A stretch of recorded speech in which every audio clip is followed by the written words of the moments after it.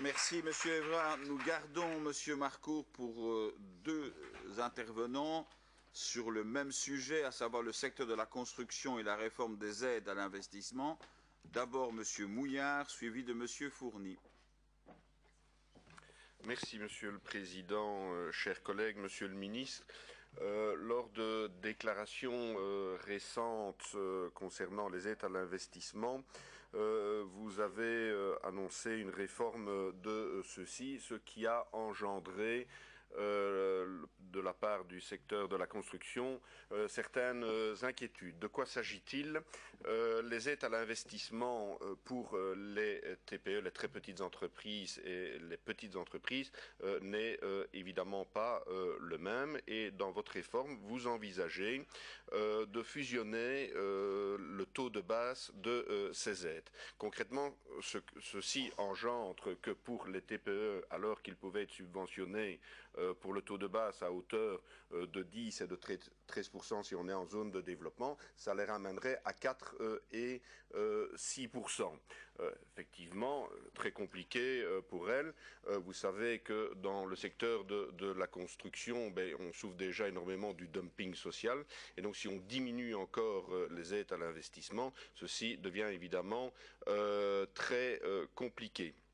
Si on ajoute à cela le fait qu'on parle de taux de base et que ces sociétés peuvent espérer un taux plus important si elles répondent à certains critères comme l'innovation, l'emploi, l'exportation, on sait que pour cette très petites entreprises, il est parfois difficile de pouvoir répondre à ces critères. Et donc, non seulement on aura diminué le taux de base, mais en plus, elles pourront difficilement espérer avoir un taux plus important.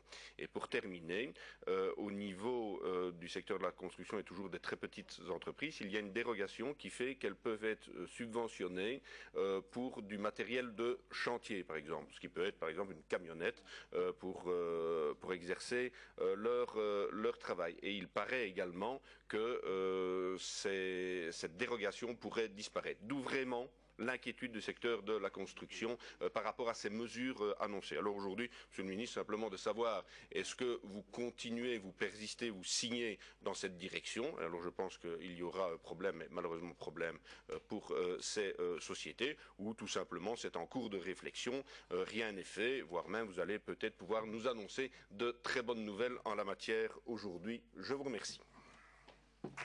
Après Monsieur Mouillard, Monsieur Fourny sur le même sujet.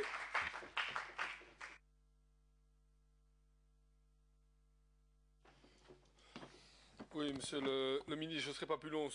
Les questions qui doivent être posées l'ont été, et simplement pour insister sur le fait qu'effectivement, le secteur des petites entreprises et très petites entreprises, qui est un secteur très développé pour notre économie au niveau de la Wallonie, a fait valoir ses inquiétudes, et ce tissu ô combien important mérite, me semble-t-il, d'être bien informé, ou en tout cas rassuré par rapport aux velléités qui ont été annoncées. Simplement, complémentairement, pourriez-vous nous tenir informés de l'état d'avancement de votre plan PME, de son phasage, du timing et des axes prioritaires qui vont être développés, afin que nous puissions complémentairement informer le monde de l'entreprise des démarches que vous avez initiées afin de soutenir celle-ci et de soutenir par ailleurs notre économie wallonne.